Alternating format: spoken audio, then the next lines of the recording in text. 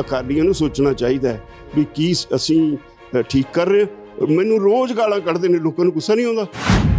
ਜਿਹੜਾ ਅੱਜ ਵਾਲਾ ਐਗਰੀਕਲਚਰ ਡਿਪਾਰਟਮੈਂਟ ਆ ਸਾਰਾ ਬੰਦ ਕਰਕੇ ਘਰਾਂ ਨੂੰ ਤੋੜ ਦੇਣੇ ਚਾਹੀਦੇ ਨੇ। ਸਾਰੇ ਮਹਾ ਕਰਪਟ, ਮਹਾ ਬੇਈਮਾਨ। ਕੱਲ ਮੋਦੀ ਜੀ ਅਮਰੀਕਾ ਗਏ, ਵਾਸ਼ਿੰਗਟਨ, ਉਹਨਾਂ ਦਾ ਵਿਰੋਧ ਹੋਇਆ। ਕੋਈ ਦਿਨ ਨਹੀਂ ਸੁੱਕਾ ਜਾਂਦਾ ਇਹਨਾਂ ਦਾ। IT ਸੈੱਲ ਗਾਲਾਂ ਤੇ ਗਾਲਾਂ ਕੱਢਣ ਲੱਗਿਆ, ਗੰਦੀਆਂ ਗਾਲਾਂ ਕੱਢਦਾ। ਕਿਵੇਂ ਦੇਖਦੇ ਹੋ ਨਵੇਂ ਮੁੱਖ ਮੰਤਰੀ ਨੂੰ? ਲੱਗਦਾਗਾ ਉਮੀਦ ਹੈਗੀ ਹੈ ਕਿ ਕਿਸਾਨਾਂ ਦਾ ਭਲਾ ਕਰਨਗੇ ਕਿਤੇ ਨਾ ਕਿਤੇ? ਭਾਜਪਾ ਹੀ ਸਾਡੇ ਵੱਡੇ ਦੁਸ਼ਮਣ ਨੇ, ਵਿੱਚ ਆਮ ਆਦਮੀ ਪਾਰਟੀ ਵਾਲੇ। ਅਸੀਂ ਕੋਈ ਸਾਡਾ ਸਕਾ ਨਹੀਂ। ਉਹ 3 ਲੱਖ ਕਰੋੜ ਕਾਹਦੇ ਤੇ, ਕਿਹੜੇ ਭਲੇ ਤੇ ਖਰਚੇ ਲੋਕਾਂ ਦੇ? ਲੋਕਾਂ ਨੂੰ ਕੁਛ ਭਲਾ ਹੁੰਦਾ ਦਿਸਦਾ ਨਹੀਂ। ਸਭ ਤੋਂ ਵਧੀਆ ਅਮੀਰ ਕੁਦਰਤ ਨੇ ਇਸ ਖਿੱਤੇ ਨੂੰ ਬਣਾਇਆ ਤੇ ਸਭ ਤੋਂ ਗਰੀਬ ਇੱਥੇ ਦੇ ਪੋਲੀਟੀਸ਼ੀਅਨ ਨੇ ਕੀਤਾ ਇਸ ਖਿੱਤੇ ਨੂੰ ਲੁੱਟ ਕੇ। ਈਵਨ ਵਿਦੇਸ਼ਾਂ 'ਚ ਬੈਠੇ ਜਿਹੜੇ ਗੋਰੇ ਕਿਸਾਨ ਨੇ ਉਹ ਵੀ ਕਹਿੰਦੇ ਤੁਸੀਂ ਬਹੁਤ ਚੰਗਾ ਕੰਮ ਕੀਤਾ, ਸੀ ਤੁਹਾਡੇ ਨਾਲ ਆ। ਉਹ ਮੈਨੂੰ ਲੱਗਦਾ ਵੀ ਇਹ ਫਿਰ ਲੋਕਾਂ ਦੀ ਸਰਕਾਰ ਨਹੀਂ ਕਹੀ ਜਾ ਸਕਦੀ, ਇਹ ਡਿਕਟੇਟਰ ਕਹੇ ਜਾ ਸਕਦੇ ਨੇ।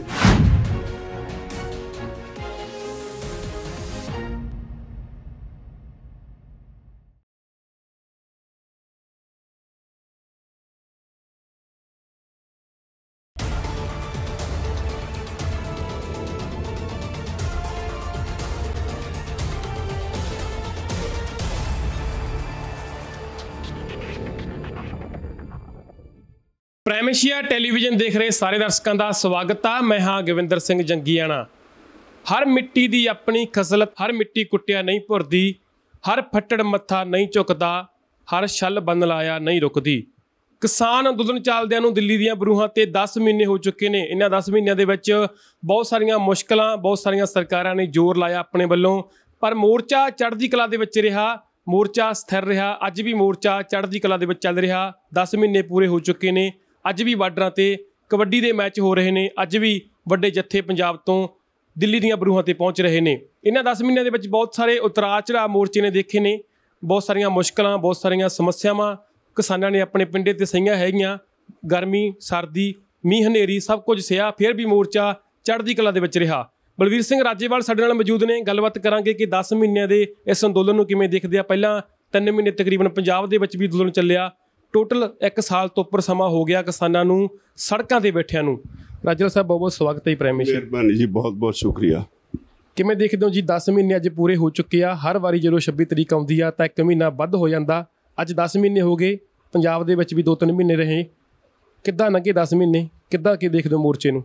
ਦੇਖੋ, ਸੰਘਰਸ਼ ਹੁੰਦਾ, ਇਹਦੇ 'ਚ ਤਕਲੀਫ, ਕਸ਼ਟ ਸਭ ਕੁਝ ਹੁੰਦਾ, ਪਰ ਜਿਹੜੇ ਦ੍ਰਿੜ ਇਰਾਦੇ ਵਾਲੇ ਲੋਕ ਨੇ ਉਹ ਅੱਗੇ ਵਧਦੇ ਜਾਂਦੇ ਨੇ, ਉਹ ਤਕਲੀਫਾਂ ਨੂੰ ਨਹੀਂ ਦੇਖਦੇ। ਮੈਂ ਸਮਝਦਾ ਇਹ ਅੰਦੋਲਨ ਬਹੁਤ ਦੂਰ ਚਲਾ ਗਿਆ। ਅਸੀਂ ਚੱਲੇ ਪੰਜਾਬ ਤੋਂ ਸੀ, ਫਿਰ ਸਾਰੇ ਹਿੰਦੁਸਤਾਨ 'ਚ ਫੈਲੇ, ਅੱਜ ਸਾਰੀ ਦੁਨੀਆ 'ਚ ਫੈਲ ਗਏ। ਕੱਲ ਮੋਦੀ ਜੀ ਅਮਰੀਕਾ ਗਏ, ਵਾਸ਼ਿੰਗਟਨ, ਉਹਨਾਂ ਦਾ ਵਿਰੋਧ ਹੋਇਆ। UNO ਦੇ ਸਾਹਮਣੇ ਉਹਨਾਂ ਦਾ ਬਹੁਤ ਹੀ ਜ਼ਬਰਦਸਤ ਵਿਰੋਧ ਹੋਇਆ। ਉਹ ਜਿੱਥੇ ਜਾਂਦੇ ਨੇ ਸਾਰੀ ਦੁਨੀਆ 'ਚ ਉਹਨਾਂ ਦਾ ਵਿਰੋਧ ਹੁੰਦਾ ਹੈ। ਇਹ ਸੰਸਾਰ ਵਿਆਪੀ ਅੰਦੋਲਨ ਬਣ ਗਿਆ। ਇਹ ਇੱਕ ਬਹੁਤ ਵੱਡੀ ਤਸੱਲੀ ਦੀ ਗੱਲ ਹੈ, ਜਿਹਨੇ ਆਪਣੀਆਂ ਪੈੜਾਂ ਸਾਰੀ ਦੁਨੀਆ 'ਚ ਜਮਾਈਆਂ ਨੇ ਔਰ ਲੋਕਾਂ ਦਾ ਸਮਰਥਨ ਜਿੱਤਿਆ। ਇਹ ਨਹੀਂ ਵੀ ਲੋਕੀ ਅੰਦੋਲਨ ਦੇ ਵਿਰੁੱਧ ਕੁਝ ਕਹਿੰਦੇ ਹੋਣ, ਅੰਦੋਲਨ ਨੂੰ ਸਰਾਹ ਰਹੇ ਨੇ ਸਾਰੀ ਦੁਨੀਆ ਦੇ ਲੋਕ। ਈਵਨ ਵਿਦੇਸ਼ਾਂ 'ਚ ਬੈਠੇ ਜਿਹੜੇ ਗੋਰੇ ਕਿਸਾਨ ਨੇ ਉਹ ਵੀ ਕਹਿੰਦੇ ਤੁਸੀਂ ਬਹੁਤ ਚੰਗਾ ਕੰਮ ਕੀਤਾ, ਅਸੀਂ ਤੁਹਾਡੇ ਨਾਲ ਆ। ਉਹ ਇਹ ਅੰਦੋਲਨ ਦੀਆਂ ਪ੍ਰਾਪਤੀਆਂ ਨੇ। ਅੰਦੋਲਨ ਦੀ ਪ੍ਰਾਪਤੀ ਹੈ ਵੀ ਲੋਕਾਂ 'ਚ ਇੰਨੀ ਜ਼ਿਆਦਾ ਅਵੇਅਰਨੈਸ ਆਈ ਹੈ। ਜਿਹੜੇ ਕਦੇ ਹੱਥ ਜੋੜ ਕੇ ਖੜੇ ਰਹਿੰਦੇ ਸੀ, ਪੋਲੀਟੀਸ਼ੀਅਨਾਂ ਨੂੰ ਉਡੀਕਦੇ ਆ ਉਹਨਾਂ ਦੇ ਸਾਹਮਣੇ। ਜੇ ਕਿਤੇ ਕੋਈ ਪੋਲੀਟੀਸ਼ੀਅਨ ਵੱਡਾ ਆ ਜਾਂਦਾ ਸੀ ਕਿਸੇ ਪਿੰਡ 'ਚ, ਲੋਕ ਭੱਜੇ ਫਿਰਦੇ ਸੀ, ਸਾਡੇ ਪਿੰਡ 'ਚ ਫਲਾਨਾ ਆਇਆ, ਫਲਾਨਾ ਸਾਹਿਬ ਆਇਆ। ਅੱਜ ਉਹ ਜਿਹੜੇ ਸਾਹਿਬ ਨੇ ਉਹਨਾਂ ਤੋਂ ਮੂੰਹ ਲੁਕਾਉਂਦੇ ਫਿਰਦੇ ਨੇ, ਲੁਕਦੇ ਫਿਰਦੇ ਨੇ, ਕਿਉਂਕਿ ਲੋਕ ਸਿੱਧੇ ਸਵਾਲ ਕਰਨ ਲੱਗ ਪਏ। ਇਹ ਅਵੇਅਰਨੈਸ ਜਿਹੜੀ ਹੈ ਅੰਦੋਲਨ ਨੇ ਲਿਆਂਦੀ ਹੈ। ਇਹ ਅੰਦੋਲਨ ਨੇ ਸਾਰੀਆਂ ਪਾਰਟੀਆਂ ਦੇ ਪੈਰ ਉਖਾੜ ਦਿੱਤੇ, ਜਿਹੜੇ ਹੁਣ ਤੱਕ ਲੋਕਾਂ ਨੂੰ ਗੁੰਮਰਾਹ ਕਰਕੇ, ਝੂਠ ਸੱਚ ਬੋਲ ਕੇ, ਸਬਜ਼ ਬਾਗ ਦਿਖਾ ਕੇ ਰਾਜ ਭਾਗ ਲੈ ਲੈਂਦੇ ਸੀ ਜਾਂ ਰਾਜ ਭਾਗ ਕਰਦੇ ਸੀ। ਅਤੇ ਲੋਕਾਂ ਨੂੰ ਹੁਣ ਉਹਦੀ ਸਮਝ ਪੈ ਗਈ ਵੀ ਸਾਨੂੰ ਕਿਵੇਂ ਮੂਰਖ ਬਣਾਉਂਦੇ ਨੇ। ਉਹ ਉਹਨਾਂ ਨੂੰ ਘੇਰਨ ਲੱਗ ਪਏ। ਇਹ ਵੀ ਅੰਦੋਲਨ ਦੀ ਵੱਡੀ ਪ੍ਰਾਪਤੀ ਹੈ। ਇਹ ਵੀ ਵੱਡੀ ਪ੍ਰਾਪਤੀ ਹੈ ਵੀ ਅੰਦੋਲਨ ਇੱਕ ਸਿਸਟਮੈਟਿਕ ਢੰਗ ਨਾਲ ਅੱਗੇ ਵਧਿਆ, ਇੱਥੇ ਸ਼ਾਂਤੀ ਬਣੀ ਰਹੀ। ਇਹ ਵੀ ਬਹੁਤ ਵੱਡੀ ਪ੍ਰਾਪਤੀ ਹੈ। ਇਹ ਵੀ ਬਹੁਤ ਵੱਡੀ ਪ੍ਰਾਪਤੀ ਹੈ। ਸਭ ਤੋਂ ਵੱਡੀ ਪ੍ਰਾਪਤੀ ਹੈ ਵੀ ਕਾਰਪੋਰੇਟਸ ਦੇ ਖਿਲਾਫ ਕਿਸੇ ਨੇ ਮੱਥਾ ਨਹੀਂ ਸੀ ਲਾਇਆ। ਸਾਰੀ ਦੁਨੀਆ 'ਚੋਂ ਇਹਦੀ ਪ੍ਰਸ਼ੰਸਾ ਹੋ ਰਹੀ ਹੈ ਵੀ ਕਾਰਪੋਰੇਟਸ ਦੇ ਖਿਲਾਫ ਇਹ ਅੰਦੋਲਨ ਖੜਾ ਹੋਇਆ। ਔਰ ਇਹ ਅੰਦੋਲਨ ਇੱਕ ਕੰਧ ਹੈ ਜੀ ਤੋਂ ਪਾਰ ਟੱਪਣ ਨੂੰ ਭਾਰਤ ਸਰਕਾਰ ਦੀ ਹਿੰਮਤ ਨਹੀਂ। ਬੇਸ਼ੁਮਾਰ ਕਾਨੂੰਨ ਲੋਕ ਵਿਰੋਧੀ ਬਣਾਏ ਹੋਏ ਨੇ ਸਰਕਾਰ ਨੇ, ਲੇਬਰ ਦੇ ਖਿਲਾਫ ਬਣਾਏ ਹੋਏ ਨੇ, ਵਪਾਰੀਆਂ ਦੇ ਖਿਲਾਫ ਬਣਾਏ ਹੋਏ ਨੇ। ਇਹ ਅੰਦੋਲਨ ਦੀ ਵਜ੍ਹਾ ਕਰਕੇ ਉਹ ਇਹਦੀ ਕੰਧ ਟੱਪ ਕੇ ਲੋਕਾਂ ਵੱਲ ਨੂੰ ਕਰਨ ਦਾ ਹਿਆ ਨਹੀਂ ਕਰਦੇ।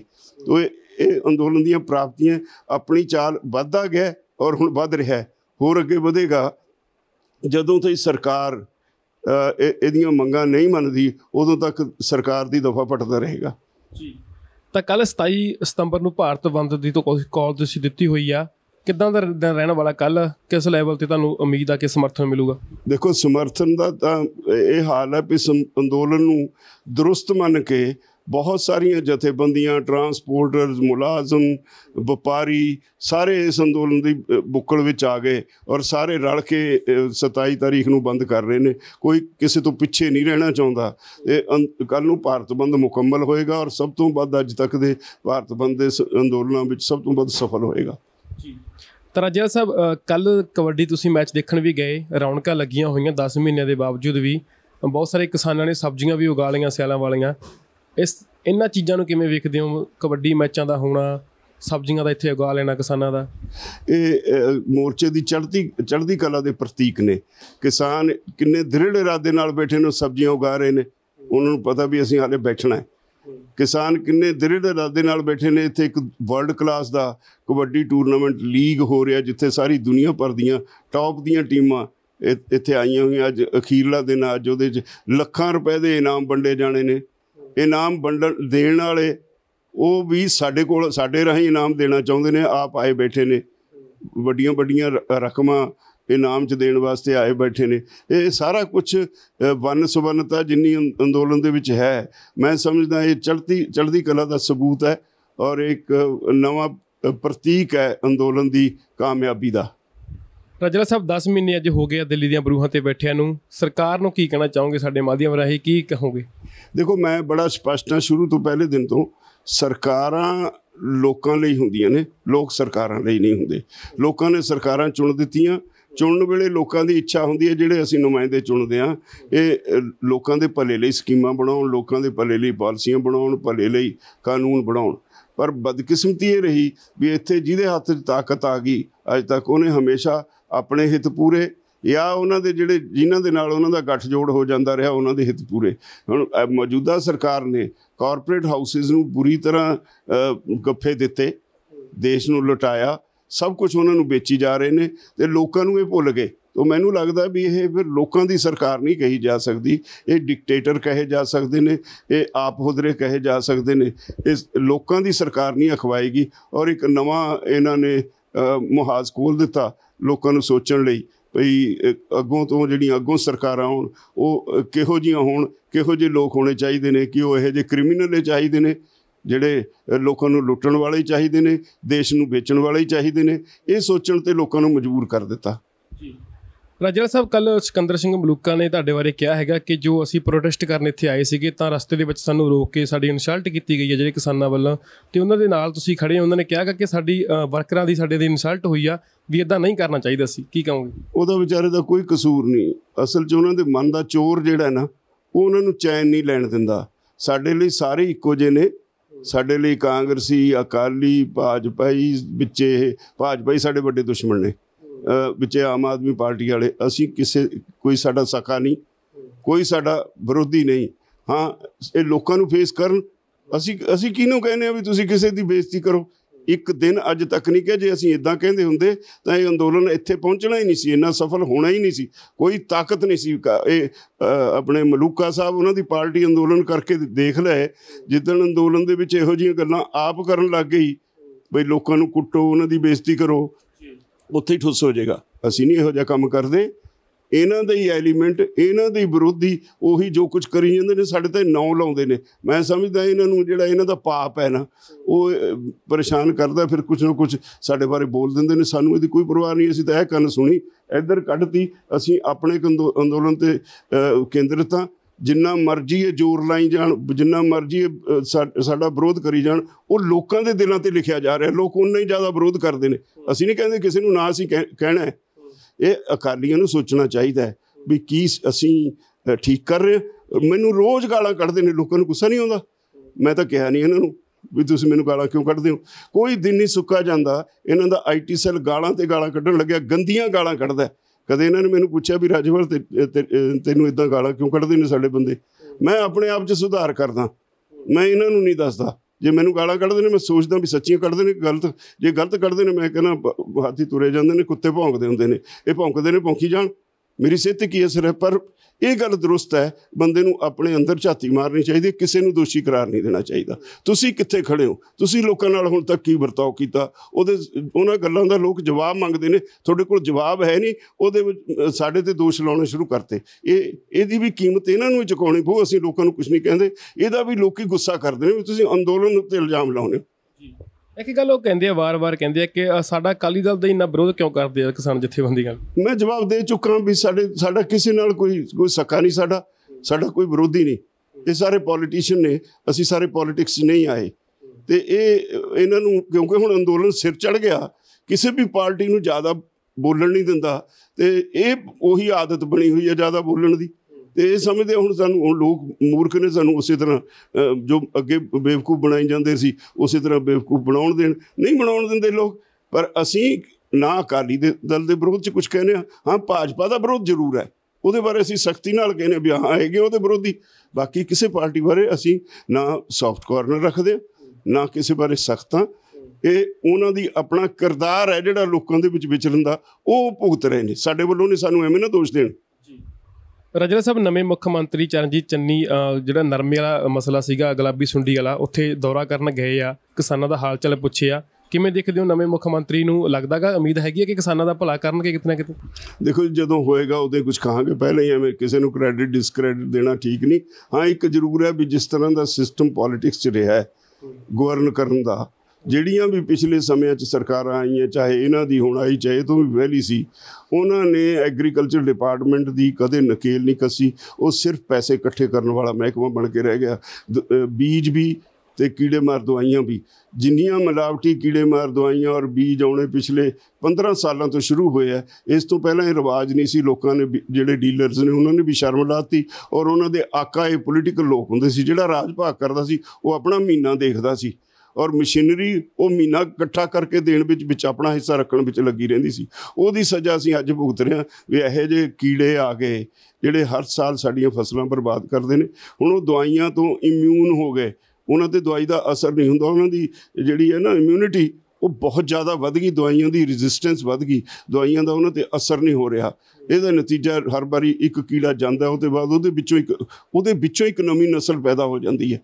ਤਾਂ ਉਹਦੀ ਸਜ਼ਾ ਭੁਗਤਦੇ ਆ ਕਿਸਾਨ, ਭੁਗਤਦੇ ਨੇ। ਅਤੇ ਫਿਰ ਇਹ ਪੋਲੀਟੀਸ਼ੀਅਨ ਜਿਨ੍ਹਾਂ ਨੇ ਇੰਨੀ ਦੇਰ ਅਵੇਸਲੇ ਹੋ ਕੇ ਆਪਣੇ ਪੈਸਿਆਂ ਵੱਲ ਹੀ ਧਿਆਨ ਦਿੱਤਾ, ਅਤੇ ਉਹਨਾਂ ਨੂੰ ਲੋਕ ਘੇਰਨਗੇ ਹੀ। ਕੀ ਲੱਗਦਾ ਜੀ, ਬਾਅਦ ਦੇ ਵਿੱਚ ਜਦੋਂ ਨੁਕਸਾਨ ਹੋ ਜਾਂਦਾ ਕਿਸਾਨ ਦਾ, ਜਦੋਂ ਫਸਲ ਵਾਹ ਦਿੱਤੀ ਜਾਂਦੀ ਆ, ਫਿਰ ਮੁਆਵਜ਼ੇ ਦਿੱਤੇ ਜਾਂਦੇ ਆ, ਤੁਹਾਨੂੰ ਲੱਗਦਾ ਨਹੀਂ ਕਿ ਪਹਿਲਾਂ ਹੀ ਉੱਥੇ ਨਕੇਲ ਕੱਸੀ ਜਾਵੇ ਜਿੱਥੇ ਪੈਸਟੀਸਾਈਡ 'ਚ ਘਪਲਾ ਹੋਇਆ ਜਾਂ ਕਿੱਥੇ ਵੀ ਘਪਲਾ ਹੋਇਆ? ਕਿਉਂਕਿ ਘਪਲਾ ਤਾਂ ਹੋਈ ਹੋਊਗਾ, ਤਾਂ ਹੀ ਉਹ ਤਾਂ ਦਵਾਈਆਂ ਨੇ ਕੰਮ ਨਹੀਂ ਕੀਤਾ ਜੀ। ਸਹੀ ਮਾਨੇ ਜੇ ਕੋਈ ਮੇਰੇ ਤੋਂ ਪੁੱਛੇ, ਜਿਹੜਾ ਅੱਜ ਵਾਲਾ ਐਗਰੀਕਲਚਰ ਡਿਪਾਰਟਮੈਂਟ ਆ, ਸਾਰਾ ਬੰਦ ਕਰਕੇ ਘਰਾਂ ਨੂੰ ਤੋਰ ਦੇਣੇ ਚਾਹੀਦੇ ਨੇ। ਸਾਰੇ ਮਹਾ ਕਰਪਟ, ਮਹਾ ਬੇਈਮਾਨ, ਉਹਨਾਂ 'ਚ ਜਿਹੜੇ ਕੋਈ ਇਮਾਨਦਾਰ ਹੈਗੇ ਚਾਰ, ਉਹਨਾਂ ਨੂੰ ਗੁੱਠੇ ਲਾ ਕੇ ਰੱਖਦੇ, ਕਿਸੇ ਚੱਜ ਦੀ ਪੋਸਟ 'ਤੇ ਨਹੀਂ ਲਾਉਂਦੇ। ਅਤੇ ਜੇ ਹਰ ਜਗ੍ਹਾ ਕਮਿਸ਼ਨ, ਜਿੰਨੀਆਂ ਸਬਸਿਡੀਆਂ ਆਉਂਦੀਆਂ ਉਹਨਾਂ ਦੇ ਵਿੱਚ ਇੱਕ ਬੜਾ ਉੱਚ ਅਧਿਕਾਰੀ ਬੈਠਾ, ਸਿੱਧਾ ਕਮਿਸ਼ਨ ਵੱਢਦਾ ਹੈ। ਜਿਹੜੀ ਸਬਸਿਡੀ 'ਤੇ ਮਸ਼ੀਨਰੀ ਮਿਲਦੀ ਹੈ ਕਿਸੇ ਨੇ, ਮੈਂ ਹੁਣ ਉੱਪਰਲੀ ਦੋਸ਼ ਲਾ ਰਿਹਾ, ਮੈਂ ਨਾਂ ਨਹੀਂ ਸਿਰਫ ਉਹਦਾ ਲੈ ਰਿਹਾ, ਉਹਨਾਂ ਨੂੰ ਵੀ ਪਤਾ ਕੌਣ ਹੈ। ਔਰ ਕਿਸੇ ਦੀ ਹਿੰਮਤ ਨਹੀਂ ਉਹਦੇ ਖਿਲਾਫ ਕਾਰਵਾਈ ਕਰਦੀ, ਕਿਸੇ ਨੇ ਨਹੀਂ ਕਰਨੀ। ਅਤੇ ਲੋਕ ਫਿਰ ਕੀ ਕਰਨ, ਗੁੱਸਾ ਹੀ ਕੱਢਣਗੇ। ਤਾਂ ਇਸ ਕਰਕੇ ਮੈਂ ਸਮਝਦਾ ਇਹਨਾਂ 'ਤੇ ਕੋਈ ਵਿਸ਼ਵਾਸ ਨਹੀਂ। ਹਾਂ, ਇੱਕ ਗੱਲ ਹੋਰ ਬਹੁਤ ਮਾੜੀ ਹੈ, ਕੁਦਰਤੀ ਆਫਤ ਕਹਿ ਲਓ ਇਹਨੂੰ, ਹਰ ਵਾਰ ਇੱਦਾਂ ਬਿਮਾਰੀ ਪੈਂਦੀ ਹੈ, ਫਸਲਾਂ ਦਾ ਨੁਕਸਾਨ ਹੁੰਦਾ ਹੈ। ਇਹਨਾਂ ਨੇ ਪਿਛਲੇ 20 ਸਾਲ ਵਿੱਚ ਕਦੇ ਰਿਵਿਊ ਕੀਤਾ ਨੈਚੁਰਲ ਕਲੈਮਿਟੀ ਫੰਡ ਵਿੱਚ ਵਾਧਾ ਕਰਨ ਦਾ? ਜੇ ਫਸਲਾਂ ਦਾ ਨੁਕਸਾਨ ਹੁੰਦਾ ਹੈ, ਭਾਰਤ ਸਰਕਾਰ ਨੇ ਪੈਸਾ ਦੇਣਾ ਹੁੰਦਾ, ਸਾਰੇ ਦੇਸ਼ ਲਈ ਉਹ ਫੰਡ ਰਿਜ਼ਰਵ ਹੈ। ਸਟੇਟਾਂ ਦੇ ਕੋਲ ਐਡਵਾਂਸ ਪੈਸੇ ਪਏ ਰਹਿੰਦੇ ਨੇ, ਔਰ ਬਾਕਾਇਦਾ ਡਾਇਰੈਕਸ਼ਨਸ ਨੇ ਵੀ ਜਦੋਂ ਪੈਸੇ ਮੁੱਕਣ ਲੱਗਣ ਸਾਨੂੰ ਦੱਸ ਦਿਓ, ਹੋਰ ਪੈਸੇ ਆ ਜਾਣਗੇ। ਕੋਈ ਵੀ ਸਰਕਾਰ ਹੋਵੇ, ਇੱਕ ਪੁਰਾਣੀ ਪ੍ਰੈਕਟਿਸ ਚੱਲੀ ਹੁੰਦੀ ਹੈ, ਨੈਚੁਰਲ ਕਲੈਮਿਟੀਜ਼ ਫੰਡ ਰਿਜ਼ਰਵ ਪਿਆ ਰਹਿੰਦਾ ਹੈ ਸਟੇਟਾਂ ਦੇ ਕੋਲ। ਇਹਨਾਂ ਨੂੰ ਤਾਂ ਜਦੋਂ ਕੋਈ ਪਹਾੜ ਡਿੱਗ ਪੈਂਦਾ ਕਿਸਾਨਾਂ 'ਤੇ, ਉਸ ਵੇਲੇ ਉਹਨਾਂ ਨੂੰ ਟਿਕਾਉਣ ਵਾਸਤੇ ਕਹਿੰਦੇ ਨੇ ਅਸੀਂ ਸਪੈਸ਼ਲ ਗਰਦੌਰੀ ਕਰਾ ਦਿੰਦੇ ਹਾਂ। ਕਦੇ ਉਹਦੀਆਂ ਜਿਹੜੇ ਨੋਰਮਸ ਨੇ ਉਹਨਾਂ ਨੂੰ ਬਦਲਣ ਵਾਸਤੇ ਕਦੇ ਕਿਸੇ ਨੇ ਟੇਕਅਪ ਕੀਤਾ? ਫਿਰ ਇਹਨਾਂ ਦਾ ਹੁੰਦਾ 25% ਤੋਂ ਘੱਟ ਜੇ ਕਿਸੇ ਦਾ ਨੁਕਸਾਨ ਹੋਵੇ ਉਹਨੂੰ ਨੈਚੁਰਲ ਕੈਲੈਮਿਟੀਜ਼ ਫੰਡ 'ਚੋਂ ਕੁਝ ਵੀ ਨਹੀਂ ਦੇਣਾ। ਉਹਦੀਆਂ ਸਲੈਬਸ ਨੇ 50% ਵਾਲੇ ਨੂੰ ਇੰਨਾ, 75 ਵਾਲੇ ਨੂੰ ਇੰਨਾ। ਇਹਨਾਂ ਨੇ ਕਦੇ ਭਲੇ ਮਾਨਸਾਂ ਨੇ ਇਹ ਦੇਖਿਆ ਵੀ ਉਹ ਏਜ ਓਲਡ ਜਿਹੜੀਆਂ 50 ਸਾਲ ਪਹਿਲਾਂ ਦੀਆਂ ਸ਼ਰਤਾਂ ਨੇ ਉਹਨਾਂ ਨੂੰ ਕਦੇ ਰਿਵਿਊ ਕੀਤਾ ਇਹਨਾਂ ਨੇ? ਅੱਜ ਤਾਂ ਜਿਹਦਾ 25% ਤੇ ਹੇਠਾਂ ਵੀ ਨੁਕਸਾਨ ਹੋ ਗਿਆ, ਉਹ ਕਿਸਾਨ ਕਰਜ਼ੇ 'ਚ ਫਸੇ ਨੇ, ਉਹਦਾ 15,000 ਦਾ ਘੱਟੋ ਘੱਟ ਨਰਮੇ ਦੇ ਵਿੱਚ ਏਕੜ ਦਾ ਨੁਕਸਾਨ ਹੋ ਗਿਆ ਜੇ 25% ਵੀ ਗਿਣੀਏ। ਅਤੇ 15,000 ਵੀ ਉਹਦੀ ਝੱਲਣ ਦੀ ਕਪੈਸਿਟੀ ਨਹੀਂ ਹੈ, ਉਹ ਤਾਂ ਪਹਿਲੇ ਕਰਜ਼ੇ 'ਚ ਫਸਿਆ ਹੋਇਆ, ਉਹਨੂੰ ਦੇਣਾ ਹੀ ਕੱਖ ਨਹੀਂ।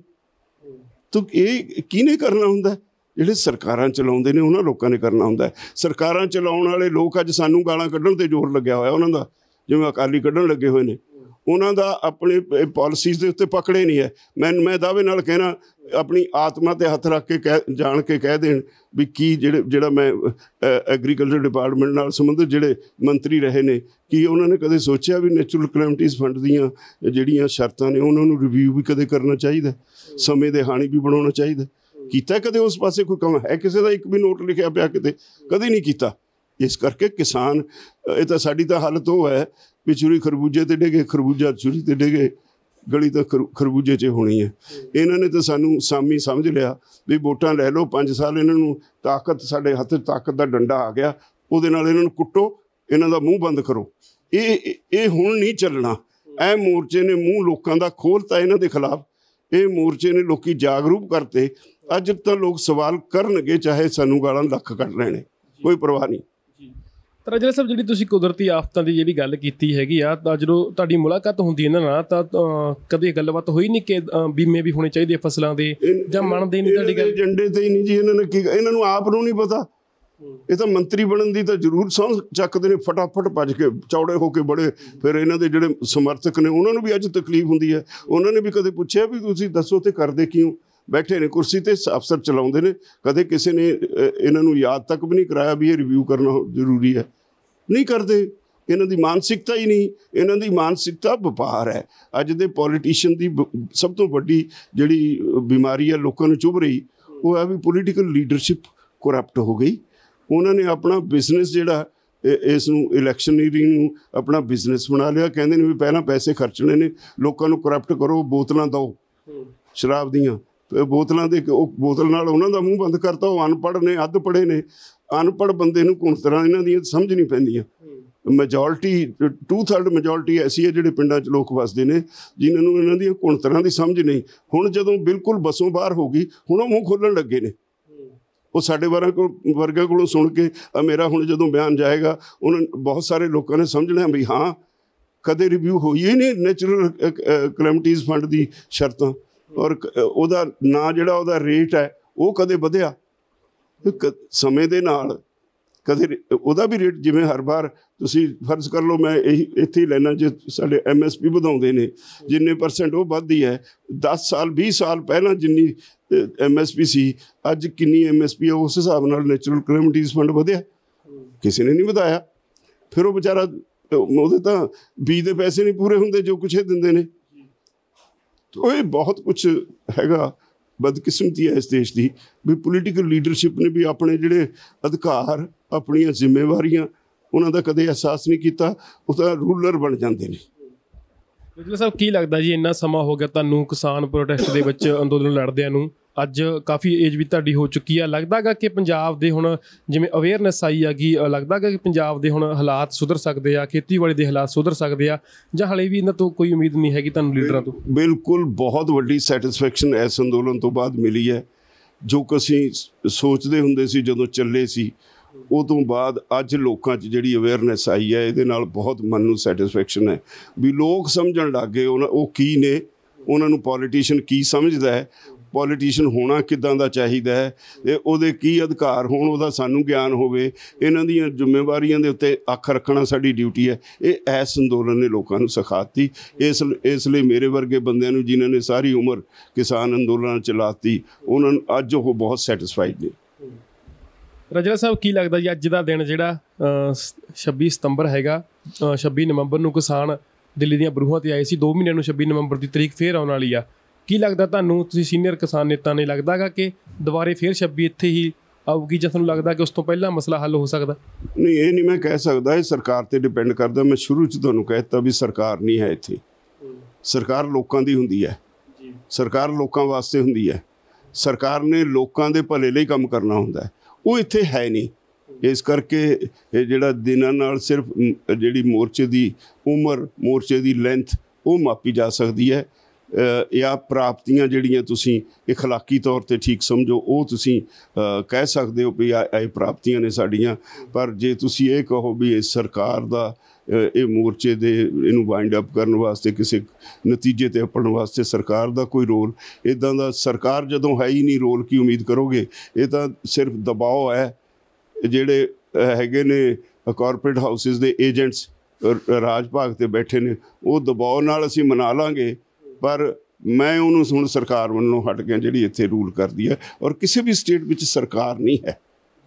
ਮੈਂ ਨਹੀਂ ਮੰਨਦਾ ਹਿੰਦੁਸਤਾਨ 'ਚ ਜਿਹੜੇ ਪਹਿਲੇ 10-20 ਸਾਲ ਆਜ਼ਾਦੀ ਤੋਂ ਬਾਅਦ ਲੰਘੇ, ਚੰਗੇ ਲੰਘੇ, 30 ਲੰਘੇ, ਉਹ ਤੋਂ ਬਾਅਦ ਜਿੰਨਾ ਪੋਲੀਟੀਸ਼ੀਅਨ ਆਇਆ ਉਹ ਦੇਸ਼ ਨੂੰ ਲੁੱਟਣ ਆਇਆ। ਸਾਡੇ ਕੋਲ ਮੈਂ ਪੰਜਾਬ ਦੀ ਗੱਲ ਕਰਾਂ, ਇੰਨੇ ਕੁਦਰਤ ਨੇ ਰਿਸੋਰਸਿਸ ਬਖਸ਼ੇ ਹੋਏ ਨੇ, ਉਹ ਕਦੇ ਪਿੱਛੇ ਜਾ ਨਹੀਂ ਸਕਦਾ। ਇਹਨਾਂ ਭਲੇ ਮਾਨਸਾਂ ਨੇ 3 ਲੱਖ ਕਰੋੜ ਅੱਜ ਕਰਜ਼ੇ ਦੇ ਵਿੱਚ ਡੋਬ ਦਿੱਤਾ।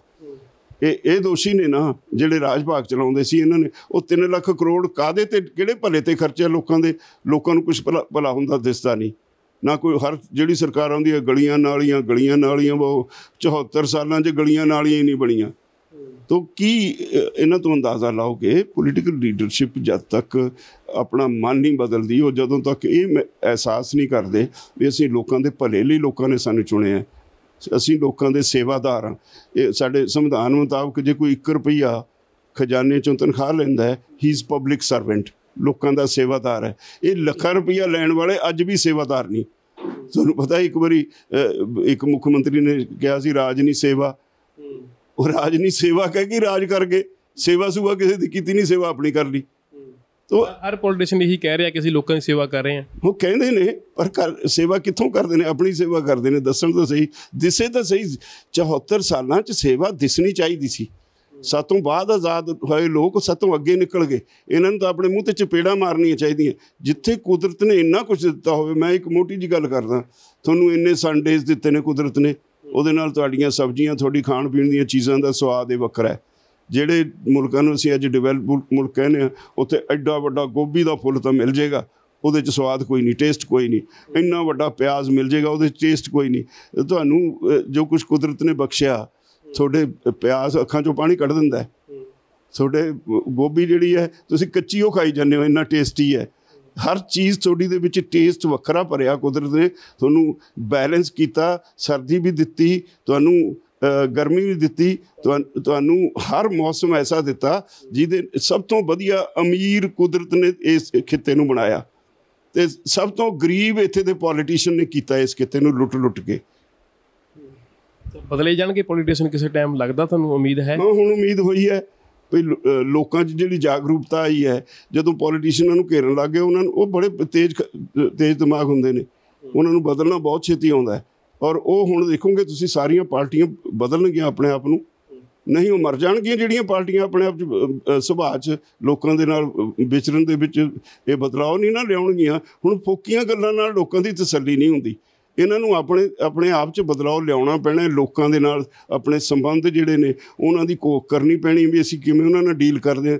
ਇਹ ਨਹੀਂ ਵੀ ਇੱਕ ਅਨਪੜ੍ਹ ਆਦਮੀ ਜਾਂ ਪਿੰਡ ਦਾ ਇੱਕ ਕੋਈ ਗਰੀਬ ਬਾਹਰ ਖੜਾ ਦੇਖੀ ਜੇ ਮੈਨੂੰ ਸਾਹਿਬ ਕਦੋਂ ਬੁਲਾਊ। ਇਹ ਹੁਣ ਜਿਹੜੀ ਹੈ ਨਾ ਆਦਤ, ਇਹ ਛੱਡਣੀ ਪਊ, ਇਹ ਹੁਣ ਬਹੁਤੀ ਦੇਰ ਨਹੀਂ ਚੱਲਣੀ ਜੀ। ਰਾਜੇਲਾ ਸਾਹਿਬ, 9 ਮਹੀਨੇ ਅੰਦੋਲਨ ਚਲਾਇਆ ਸੀ ਚਾਚਾ ਅਜੀਤ ਸਿੰਘ ਨੇ ਜਦੋਂ ਅੰਗਰੇਜ਼ਾਂ ਦਾ ਰਾਜ ਸੀਗਾ। ਅੱਜ ਕਹਿੰਦੇ ਆ ਕਿ ਡੈਮੋਕ੍ਰੇਸੀ ਆ, ਭਾਰਤ ਲੋਕਤੰਤਰੀ ਦੇਸ਼ ਆ, ਤਾਂ ਅੱਜ 10 ਮਹੀਨੇ ਤੁਹਾਨੂੰ ਦਿੱਲੀ ਦੀਆਂ ਬਰੂਹਾਂ 'ਤੇ ਬੈਠੇ ਨੂੰ ਹੋ ਗਿਆ। ਕੀ ਲੱਗਦਾ ਸਰਕਾਰ ਕਿਉਂ ਨਹੀਂ ਮੰਨ ਰਹੀ? ਇੰਨਾ ਲੰਬਾ ਸਮਾਂ ਹੋ ਗਿਆ ਜੀ, 10 ਮਹੀਨੇ। ਪਰ ਉਹ ਵੀ ਮੈਨੂੰ ਦੱਸਿਓ, ਅਸੀਂ ਜਿਹਦੇ ਗੁਲਾਮ ਸੀ ਉਹਦੇ ਵਿਰੁੱਧ ਲੜਾਈ ਲੜੀ। ਗੁਲਾਮਾਂ ਨੇ ਜਿਹੜੇ ਉਸ ਵੇਲੇ ਮਾਲਕ ਸੀ, ਉਹਨਾਂ ਨੂੰ ਮੈਂ ਮਾਲਕ ਕਹਾਂਗਾ ਕਿਉਂਕਿ ਲੋਕਾਂ ਦੇ ਚੁਣੇ ਹੋਏ ਨੁਮਾਇੰਦੇ ਨਹੀਂ ਸੀ, ਆਪਣੇ ਮਾਲਕਾਂ ਦੇ ਵਿਰੁੱਧ ਲੜਾਈ ਲੜੀ। ਮਾਲਕ ਇੰਨੇ ਗੈਰਤ ਵਾਲੇ ਸੀ, ਚਲੋ ਲੰਬਾ ਸੀ, ਅਖੀਰ 'ਚ ਉਹਨਾਂ ਨੇ ਇੰਗਲੈਂਡ ਤੋਂ ਜਾ ਕੇ ਉਹ ਕਾਨੂੰਨਾਂ 'ਚ ਤਬਦੀਲੀ ਕੀਤੀ। ਇਹ ਤਾਂ ਜਿਨ੍ਹਾਂ ਨੂੰ ਅਸੀਂ ਆਪਣੇ ਸਮਝਦੇ ਹਾਂ, ਇਹਨਾਂ ਨੂੰ 10 ਮਹੀਨੇ 'ਚ ਤਰਸ ਵੀ ਨਹੀਂ ਆਇਆ ਵੀ 700 ਕਿਸਾਨ ਸ਼ਹੀਦ ਹੋ ਗਿਆ, ਉਹਨੂੰ ਸ਼ਹੀਦ ਨਹੀਂ ਮੰਨਦੇ, ਇੱਕ ਹੰਝੂ ਨਹੀਂ ਵਹਾਇਆ, ਇੱਕ ਵਾਰੀ ਪਾਰਲੀਮੈਂਟ ਦੇ ਵਿੱਚ ਉਹਨਾਂ ਪ੍ਰਤੀ ਕੋਈ ਅਫਸੋਸ ਜ਼ਾਹਰ ਨਹੀਂ ਕੀਤਾ। ਪੋਲੀਟੀਕਲ ਪਾਰਟੀਆਂ ਜਿਹੜੀਆਂ ਆਪੋਜੀਸ਼ਨ ਨੇ, ਇਹਨਾਂ ਨੇ ਕਿਸੇ ਨੇ ਸਵਾਲ ਨਹੀਂ ਉਠਾਇਆ ਵੀ ਤੁਸੀਂ ਉਹਦੇ ਵਾਸਤੇ ਉਹਨਾਂ ਦੀ ਯਾਦ ਵਿੱਚ 2 ਮਿੰਟ ਮੌਨ ਧਾਰਨ ਕਰ ਲਓ। ਤਾਂ ਇਹ ਉਹਨਾਂ ਨੂੰ ਸ਼ਹੀਦ ਮੰਨਣ ਨੂੰ ਤਿਆਰ ਨਹੀਂ। ਅਤੇ ਕੀ ਕਹੋਗੇ ਇਹੋ ਜਿਹੇ ਲੋਕਾਂ ਨੂੰ? ਇਹਨਾਂ ਲੋਕਾਂ 'ਤੇ ਹੁਣ ਤਾਂ ਲੋਕਾਂ ਦਾ ਜਿਹੜਾ ਜਿਸ ਤਰ੍ਹਾਂ ਦਾ ਹੋ ਗਿਆ ਇੱਕ ਹਜੂਮ ਸਾਰੇ ਦੇਸ਼ ਦਾ, ਤੁਸੀਂ ਦੇਖੋਗੇ ਸਾਰੇ ਦੇਸ਼ ਵਿੱਚ ਇੱਕ ਹਵਾ ਚੱਲ ਪਈ। ਉਹ ਪੰਜਾਬ ਤੋਂ ਇਹ ਸੇਧ ਲੈਣ ਲੱਗ ਗਏ ਵੀ ਪੰਜਾਬ ਦੀਆਂ ਸਾਰੀਆਂ ਜਥੇਬੰਦੀਆਂ ਇਕੱਠੀਆਂ ਹੋ ਕੇ ਆਪਣੇ ਮਤਭੇਦ ਇਕੱਠੇ ਭੁਲਾ ਕੇ ਉਹਨਾਂ ਨੇ ਸੰਯੁਕਤ ਕਿਸਾਨ ਮੋਰਚਾ ਬਣਾ ਲਿਆ। ਅਸੀਂ ਕਿਉਂ ਇੱਕ ਦੂਜੇ ਨੂੰ ਗਾਲਾਂ ਕੱਢੀ ਜਾਂਦੇ? ਅਸੀਂ ਕਿਉਂ ਨਹੀਂ ਬਣਾਉਂਦੇ? ਹਰਿਆਣੇ ਨੇ ਬਣਾ ਲਿਆ, 19 ਜਥੇਬੰਦੀਆਂ ਇਕੱਠੀ ਹੋ ਕੇ ਉਹਨਾਂ ਨੇ ਸੰਯੁਕਤ ਕਿਸਾਨ ਮੋਰਚਾ ਹਰਿਆਣੇ ਦਾ ਬਣਾ ਲਿਆ। ਤਾਮਿਲਨਾਡੂ 'ਚ ਬਣ ਰਿਹਾ, ਯੂਪੀ 'ਚ ਬਣ ਰਿਹਾ, ਆਂਧਰਾ ਪ੍ਰਦੇਸ਼ 'ਚ ਬਣ ਰਿਹਾ, ਉੜੀਸਾ 'ਚ ਬਣ ਰਿਹਾ, ਕੇਰਲਾ 'ਚ ਬਣ ਰਿਹਾ। ਸਾਰੀਆਂ ਜਿੰਨੀਆਂ ਕਿਸਾਨ ਜਥੇਬੰਦੀਆਂ ਉਹ ਇਕੱਠੀਆਂ ਹੋ ਕੇ ਸੰਯੁਕਤ ਕਿਸਾਨ ਮੋਰਚਾ ਬਣਾ ਰਹੀਆਂ। ਔਰ ਅਸੀਂ ਆਪੋ ਵਿੱਚ ਹੀ, ਇਹ ਇੱਕ ਕਮਾਲ ਦੀ ਰਵਾਇਤ ਬਣੀ ਆ, ਆਪੋ ਵਿੱਚ ਹੀ ਮੀਟਿੰਗ ਵਿੱਚ ਲੜਦੇ ਹਾਂ, ਭਿੜਦੇ ਹਾਂ, ਬਾਲ ਦੀ ਖੱਲ ਲਾਉਂਦੇ ਹਾਂ, ਜਦੋਂ ਨਿਕਲਦੇ ਹਾਂ ਸਾਰੇ ਹੱਸ ਕੇ ਨਿਕਲਦੇ ਹਾਂ ਔਰ ਉਹਦੇ 'ਤੇ ਅਸੀਂ ਫੁੱਲ ਚੜਾਉਂਦੇ ਹਾਂ। ਜਦੋਂ ਇਹ ਇੱਦਾਂ ਦੀ ਭਾਵਨਾ ਨਾਲ ਸਾਰੇ ਇਕੱਠੇ ਹੋਣਾ ਸ਼ੁਰੂ ਹੋ ਗਏ ਹੁਣ ਅੱਜ, ਇਹ ਬਹੁਤ ਜ਼ਿਆਦਾ ਤਸੱਲੀ ਹੈ ਕਿਸਾਨ ਅੰਦੋਲਨ ਦੇ ਮੁੱਢ ਬੰਨ੍ਹਣ ਵਾਲਿਆਂ ਨੂੰ, ਮੇਰੇ ਵਰਗੇ ਬੰਦਿਆਂ ਨੂੰ, ਬਈ ਅਸੀਂ ਕੁਝ ਕੀਤਾ ਹੈ, ਕੁਝ ਕੀਤਾ। ਉਹਦਾ ਨਤੀਜਾ ਅੱਜ 50 ਸਾਲ ਬਾਅਦ, 51 ਸਾਲਾਂ ਬਾਅਦ ਸਾਨੂੰ ਉਹ ਨਤੀਜਾ ਦੇਖਣਾ ਪੈਂਦਾ ਹੈ। ਇਹ ਮੈਨੂੰ ਵੀ ਪੁੱਛ ਸਕਦੇ ਹੋ ਮੈਨੂੰ ਇਹਦੀ ਕਿੰਨੀ ਖੁਸ਼ੀ ਹੈ, ਕਿੰਨੀ ਤਸੱਲੀ ਹੈ ਜੀ। ਅਖੀਰ ਦੇ ਵਿੱਚ ਕਿਸਾਨਾਂ ਨੂੰ ਹੁਣ ਕੀ ਅਪੀਲ ਕਰੋਗੇ? ਕਿਸਾਨਾਂ ਨੂੰ ਅਪੀਲ ਇਹੀ ਹੈ ਵੀ ਮਿੱਤਰੋ ਅੱਗੇ ਵਧੀ ਜਾਓ, ਆਪਣੀ ਜ਼ਿੰਮੇਵਾਰੀ ਵੀ ਪਛਾਣੋ, ਅਤੇ ਜਿਹਨੇ ਤੁਹਾਨੂੰ ਲੁੱਟਿਆ ਉਹਨੂੰ ਵੀ ਪਛਾਣੋ, ਉਹਦੀਆਂ ਗਿੱਦੜ ਚਾਲਾਂ ਨੂੰ ਵੀ ਪਛਾਣੋ। ਪਰ ਇੱਕ ਖਿਆਲ ਰੱਖੋ, ਪੱਕਾ ਫਾਰਮੂਲਾ ਜਿਹੜਾ ਮੈਂ ਸ਼ੁਰੂ ਤੋਂ ਦਿੱਤਾ ਹੈ ਵੀ ਜੇ ਤੁਸੀਂ ਵਾਇਲੈਂਟ ਹੋਗੇ ਤਾਂ ਤੁਸੀਂ ਹਾਰ ਜਾਓਗੇ, ਜੇ ਤੁਸੀਂ ਪੀਸਫੁਲ ਰਹੋਗੇ ਇਹ ਸਾਰੀਆਂ ਲੂੰਬੜ ਚਾਲਾਂ ਵਾਲਿਆਂ ਨੂੰ ਤੁਸੀਂ ਹਰਾ ਦਿਓਗੇ। ਇਹਨਾਂ ਕੋਲ ਲੂੰਬੜ ਚਾਲਾਂ ਹੀ ਨੇ। ਪੀਸਫੁਲ ਰਹਿ ਕੇ ਇਹਨਾਂ ਨੂੰ ਘੇਰੋ, ਵੀ ਇਹਨਾਂ 'ਤੇ ਸਵਾਲ ਵੀ ਕਰੋ, ਸਭ ਕਰੋ, ਤੁਹਾਡਾ ਅਧਿਕਾਰ ਹੈ। ਵਾਇਲੈਂਟ ਨਾ ਹੋ। ਜੇ ਕਿਤੇ ਤੁਸੀਂ ਹੱਥ ਚੱਕ ਲਿਆ, ਹਿੰਸਾ ਕੀਤੀ, ਇੱਟ ਰੋੜੇ ਮਾਰੇ, ਤੁਸੀਂ ਕਿਸੇ ਨੂੰ ਧੱਕਾ ਮੁੱਕੀ ਕੀਤਾ, ਉੱਥੇ ਹੀ ਅੰਦੋਲਨ ਨੂੰ ਖੜੋਤ ਆ ਜਾਏਗੀ, ਉੱਥੇ ਹੀ ਉਹ ਡਿੱਗ ਪਏਗਾ, ਮੂੰਹ ਪਾਣੇ ਡਿੱਗੇਗਾ ਅੰਦੋਲਨ। ਤਾਂ ਮੈਂ ਜਿਹੜੇ ਕਈ ਵਾਰੀ ਨੌਜਵਾਨ ਨੇ ਜੋਸ਼ 'ਚ ਆ ਜਾਂਦੇ ਨੇ, ਕਈ ਵਾਰੀ ਮੇਰੀ ਉਮਰ ਦੇ ਵੀ ਜੋਸ਼ 'ਚ ਆ ਜਾਂਦੇ ਨੇ, ਉਹ ਜੋਸ਼ 'ਚ ਆ ਕੇ ਜਦ ਆਪਣੇ ਦਾਇਰੇ ਤੋਂ ਬਾਹਰ ਨਿਕਲ ਕੇ ਕੁਝ ਕਰ ਦਿੰਦੇ ਨੇ ਤਾਂ ਉਹਦੀ ਸਜ਼ਾ ਫਿਰ ਸਾਨੂੰ ਸਾਰਿਆਂ ਨੂੰ ਭੁਗਤਣੀ ਪੈਂਦੀ ਹੈ। ਹਰ ਇੱਕ ਨੂੰ ਇੱਕ ਜ਼ਿੰਮੇਵਾਰ ਇਨਸਾਨ ਬਣਨਾ ਪਏਗਾ। ਇਹ ਦੇਸ਼ ਨੂੰ ਬਚਾਉਣਾ, ਦੇਸ਼ ਤੁਹਾਡਾ ਹੈ। ਇਹ ਜਿਹੜੇ ਪੋਲੀਟੀਕਲ ਲੀਡਰ ਨੇ ਇਹਨਾਂ ਦਾ ਹੀ ਨਹੀਂ, ਇਹਨਾਂ ਦੇ ਬਾਪ ਦਾ ਨਹੀਂ, ਇਹ ਇਕੱਲੇ ਨਹੀਂ ਇਹਦੇ ਦੇਸ਼ ਦੇ ਮਾਲਕ। ਤੁਸੀਂ ਸਾਰੇ ਸ਼ਹਿਰਾਂ 'ਚ ਵਸਣ ਵਾਲੇ, ਪਿੰਡਾਂ 'ਚ ਵਸਣ ਵਾਲੇ ਲੋਕ ਇਸ ਦੇਸ਼ ਦੇ ਵਾਸੀ ਹੋ। ਚੰਗੇ ਔਰ ਮਾੜੇ ਦੀ ਪਰਖ ਕਰੋ ਔਰ ਸ਼ਾਂਤਮਈ ਰਹਿ ਕੇ, ਜਿੱਦਣ ਤੁਸੀਂ ਸਿੱਖ ਲਿਆ ਇਹ ਅੰਦੋਲਨ ਕਰਨਾ, ਜਿਵੇਂ ਹੁਣ ਆਹ ਅੰਦੋਲਨ ਹੋਇਆ, ਜੇ ਇਹਨੂੰ ਸ਼ਾਂਤਮਈ ਤਰੀਕੇ ਨਾਲ ਅੱਗੇ ਵਧਾਉਂਦੇ ਚਲੇ ਗਏ, ਇਹ ਦੇਸ਼ 'ਚ ਸੁਧਾਰ ਹੋ ਜਾਏਗਾ। ਜੀ ਰਾਜਾ ਸਾਹਿਬ, ਪ੍ਰਾਈਮ ਇੰਨੀਸ਼ੀਏਟਿਵ ਨਾਲ ਗੱਲਬਾਤ ਕਰਨੀ ਬਹੁਤ ਧੰਨਵਾਦ। ਬਹੁਤ ਬਹੁਤ ਮਿਹਰਬਾਨੀ ਜੀ। ਤਾਂ ਇਹ ਸਨ ਬਲਵੀਰ ਸਿੰਘ ਜੀ ਰਾਜੇਵਾਲ, ਜਿਨ੍ਹਾਂ ਨੇ ਕਿਹਾ ਗਾ ਕਿ 10 ਮਹੀਨਿਆਂ ਦੇ ਵਿੱਚ ਮੋਰਚੇ ਨੇ ਬਹੁਤ ਸਾਰੀਆਂ ਪ੍ਰਾਪਤੀਆਂ ਕੀਤੀਆਂ ਨੇ ਅਤੇ ਮੋਰਚਾ ਅੱਜ ਵੀ ਚੜ੍ਹਦੀ ਕਲਾ ਦੇ ਵਿੱਚ ਚੱਲ ਰਿਹਾ। ਅਤੇ ਨਾਲ ਹੀ ਪੋਲੀਟੀਸ਼ੀਅਨਾਂ ਨੂੰ ਤੇ ਗੁੱਸਾ ਵੀ ਕੀਤਾ ਹੈਗਾ ਕਿ ਇੰਨਾ ਵਧੀਆ ਸਾਡਾ ਪੰਜਾਬ, ਇੰਨਾ ਕੁਦਰਤੀ ਸੋਰਸਾਂ ਵਾਲਾ ਪੰਜਾਬ ਆ, ਪਰ ਸਾਡੇ ਪੋਲੀਟੀਸ਼ੀਅਨਾਂ ਨੇ ਜਿਹੜਾ ਬਣਦਾ ਆਪਦਾ ਯੋਗਦਾਨ, ਆਪਦਾ ਫਰਜ਼ ਜਿਹੜਾ ਨਹੀਂ ਨਿਭਾਇਆ ਹੈਗਾ। ਅਤੇ ਨਾਲ ਹੀ ਕਿਸਾਨਾਂ ਨੂੰ ਅਪੀਲ ਕੀਤੀ ਹੈ ਕਿ ਕਿਸਾਨ ਸ਼ਾਂਤਮਈ ਤਰੀਕੇ ਦੇ ਨਾਲ ਰਹਿਣ ਅਤੇ ਅੱਗੇ ਅੰਦੋਲਨ ਦੇ ਵਿੱਚ ਵੱਧ ਤੋਂ ਵੱਧ ਯੋਗਦਾਨ ਪਾਉਣ, ਅਤੇ ਅੰਦੋਲਨ ਅੱਗੇ ਵੱਲ ਨੂੰ ਵੱਧ ਰਿਹਾ। ਅਤੇ ਨਾਲ ਵਾਰ-ਵਾਰ ਅਪੀਲ ਇਹਨਾਂ ਨੇ ਸ਼ਾਂਤਮਈ ਰਹਿਣ ਦੀ ਕੀਤੀ ਹੈਗੀ ਆ। ਕੈਮਰਾਮੈਨ ਅਸ਼ੋਕ ਸਿੱਧੂ ਦੇ ਨਾਲ ਗਵਿੰਦਰ ਸਿੰਘ ਜੰਗੀਆਣਾ। ਤੁਸੀਂ ਦੇਖਦੇ ਰਹੋ ਪ੍ਰਾਈਮ ਏਸ਼ੀਆ TV, ਤੁਹਾਡਾ ਆਪਣਾ, ਤੁਹਾਡੇ ਲਈ।